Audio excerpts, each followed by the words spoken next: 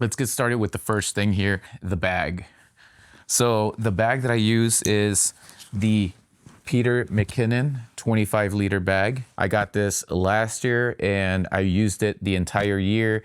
I love it. I have no need to upgrade the bag, so this is gonna be the bag that I'm still gonna keep using. I love the material. The zippers are some of my favorite ones because I've gotten other bags where the zippers break. These zippers are, I don't know what material they are, but they're very strong. This thing has been drenched. I've been in crazy weather conditions where this whole thing is getting poured on and my gear is completely safe. I also like this bag because it keeps its form. It's pretty rugged, and I like the all blacked out look. It doesn't draw too much attention, and the logos are all blacked out too, so it doesn't have like that Canon or Sony or anything like that, so like people don't really pay attention to you, especially if you're traveling.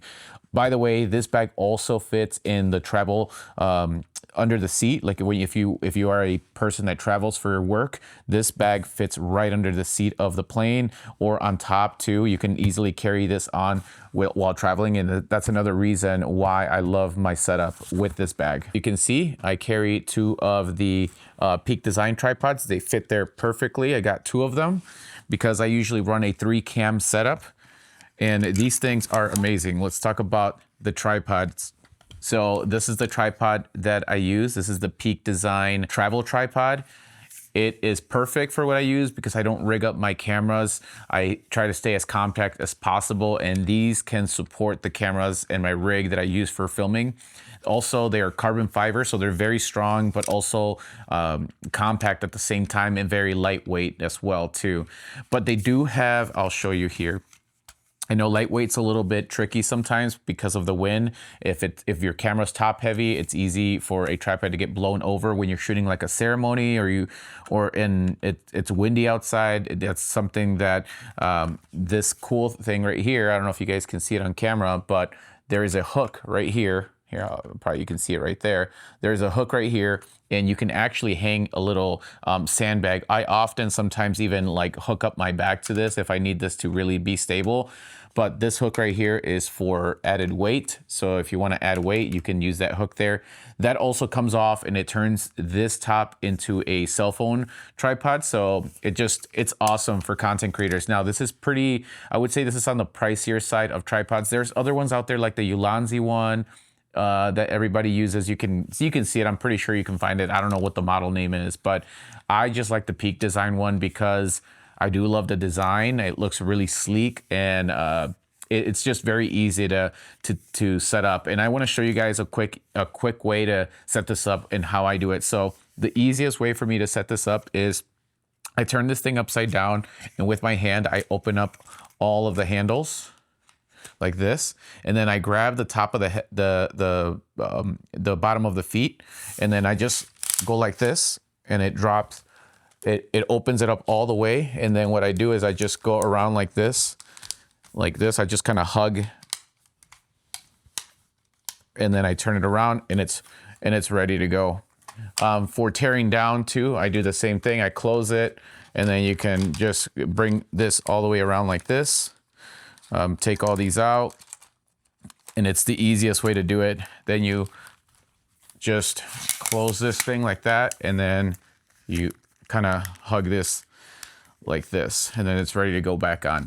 I've gotten so fast at setting these things up. I have two of them, so I just kind of wanted to show you how fast it is, because I know some people complain about these type of tripods when they have these little levers like this, but honestly I think they're pretty fast. I don't know, I used to have one of those, I think Ulanzi uses like the twist tie, and I feel like those take a little bit longer on twisting those, but for some people I know those are a little bit quicker, so that's the tripod that we use. All right, now let's move on to the most important thing, and this is gonna be the camera that I'm using currently.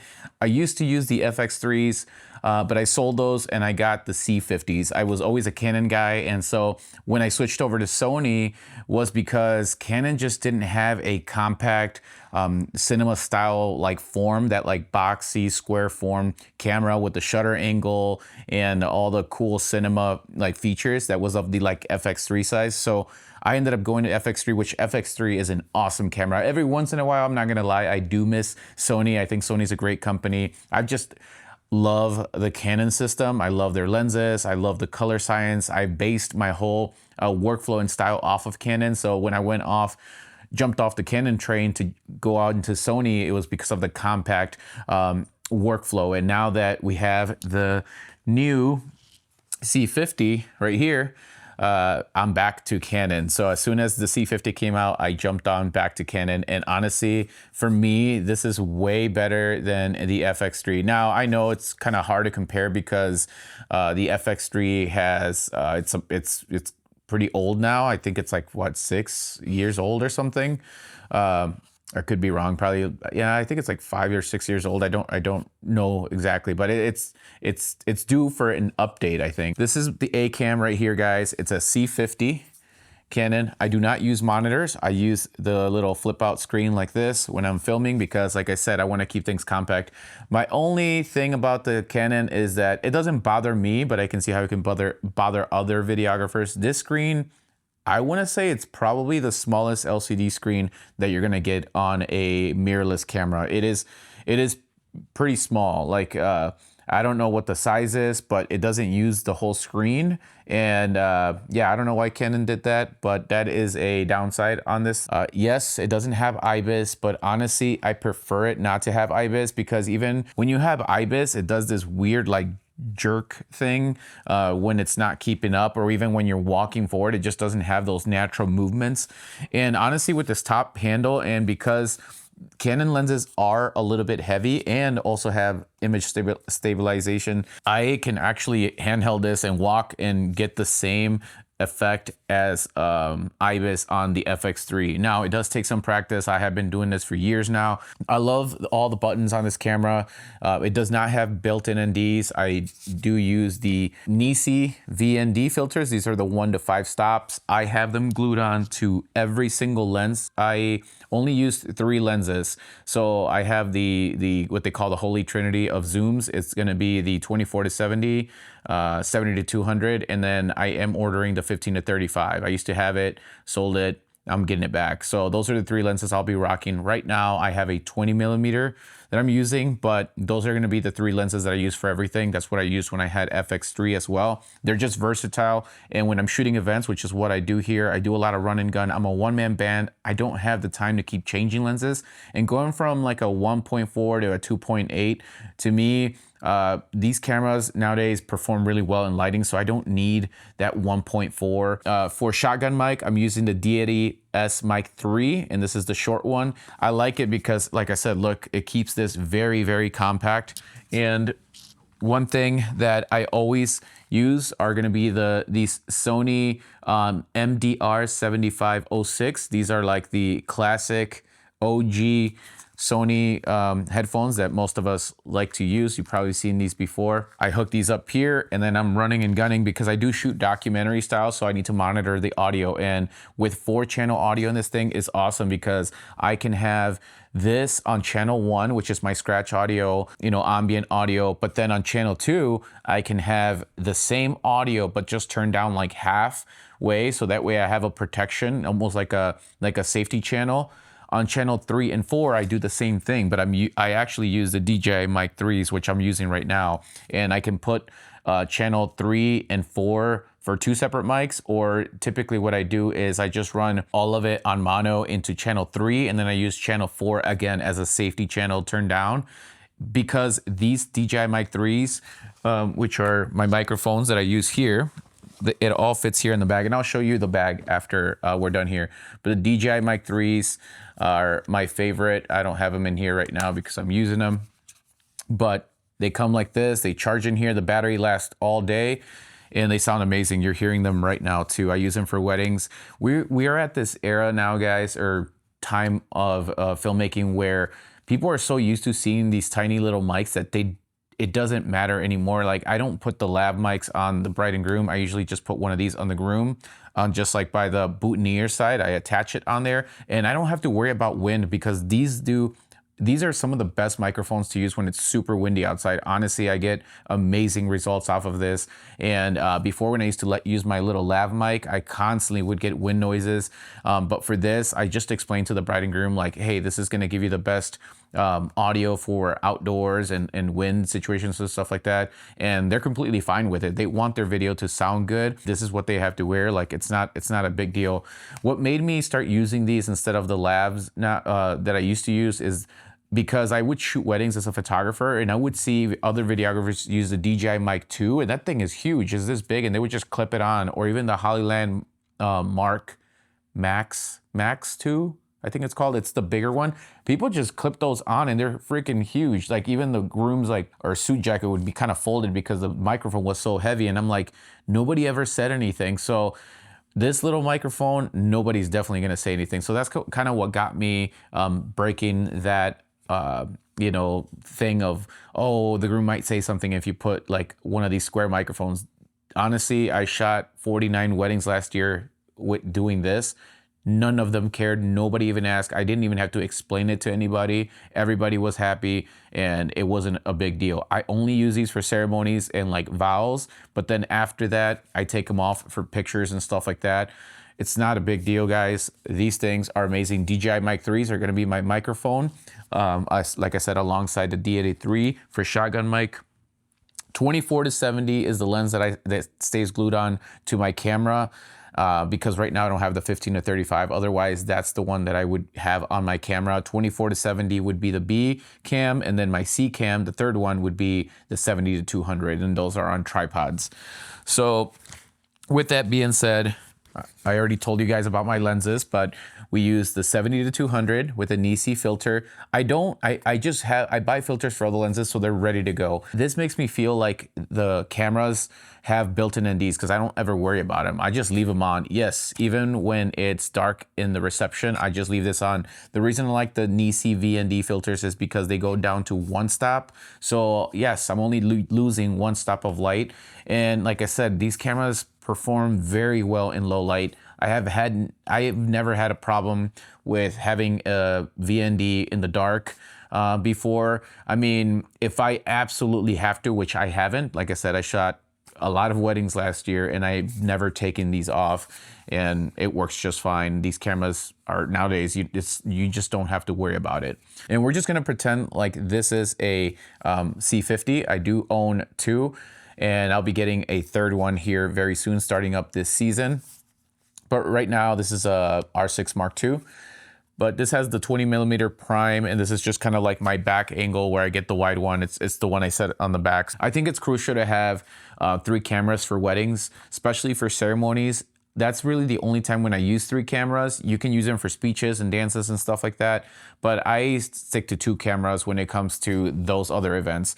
For like I said, for ceremonies, I do use 3 cameras just because that's a very, very important moment that I don't want to miss. And I just want to be able to get all the angles because of how many people are on there, and sometimes they all stand up and one angle would be blocked, and that's just a big moment that you do not want to miss. When it comes to speeches, I can handle 2, and that's perfectly fine. People are usually seated down, everybody's stationary. You have time to talk to the DJ and set up, so I don't need to have 3 cameras. Now, if I wanted to be a little extra, I use the third camera to get some reactions from people. I either give it to a second shooter if I have one. I only have second shooters when the weddings are bigger, but for the most part, I just do it myself. I'll grab a few little laughing shots or something like that, and then I'll put it away. Other than that, I just stick with the 24-70 and 70-200 with the tripods like right next to each other so I can monitor both. One of them is uptight on the speaker, and then the other one is showing the bride and groom so I can get their reactions. And I'll zoom out for a wide shot for a few minutes, couple minutes, and then I'll zoom in for tight shots and that's how I get like almost like a 3-angle looking video when it comes to speeches and stuff like that. For lighting, guys, I use this. This is the Amaron 25C. I have a C and an X. These are very, very affordable, and they come with a grid and I don't have the grid up here with me, but it comes with a little grid that you put on here if you want to get more directional with the light, but I use just a diffuser. I've used these for lighting up like YouTube videos too. Like I can, here, let me set it up to daylight. Even just setting this here, like here, I'll hide it from the frame. But if I was doing the YouTube video here with this here, it's just nice and soft, so you can easily set it up like right here, and then we can do like a YouTube Talkhead video. You can get yourself a couple of these if you want, but I just carry one. This one's like easily accessible. If you're like in a room where the light is a little bit dim, you can adjust it to match the lights and then just turn it up, and you're gonna get a nice fill light with this. Sometimes I'll film and I'll hold this in my hand for dancing shots or interviews. It's got a quarter thread mount in here, so you can easily screw it onto a little tripod and then have it set on a corner or something like that. This is a field recorder. So this is what you would plug into the board if you are filming like a conference or any event that requires any audio recording. If you talk to the DJ or whoever's managing sound and they have an XLR out, you can easily plug this in and this will just go into their speaker. Another cool thing is that it has a 3.5 inch out. So if you have like the wireless Rode mics or whatever, you can actually pull audio out of here and then plug in one of those microphones, and you can transmit the audio straight from the DJ board to your camera. Super compact too. This is probably the most compact audio recorder I've seen out there in the market. You got to make sure that you have power. So I always carry a charger with me in my bag. This is battery holders. I just got these from Amazon. They're the JJC brand. I can fit 4 batteries inside here, and they have a zipper here for if you want to put like SD cards and stuff like that. This is the one I use the most. This is a 2 battery one. It's the same thing, but this is the one that's always on my hip when I go shoot. The other camera I use is the Action 6. I keep that actually in my suit jacket, and it's ready to go. I have it set to D-Log, so that way that is my like quick, like I need to get a shot right now, or in case something fails, my camera dies in the middle of an important moment, I can easily whip this camera out. So we're gonna pretend this is the Nano. This will do the same thing, but I use the Action 6. I just like it a little bit better because of the 8K and stuff like that, and low light performance. But in the case that something fails and I'm shooting like a live event, like a wedding, a ceremony, something, and I just need to get a quick shot because something is happening and I don't have time to grab my camera, turn it on, set the settings and everything like that, I whip this thing out. And the cool thing about these action cameras is literally you just hit this record button, boom, and it turns on and starts recording like instantly. So I won't miss a moment. Anyways, I hope you enjoyed the video, guys. That's all. Hope I didn't yap too much. I'll catch you guys on the next one. Peace.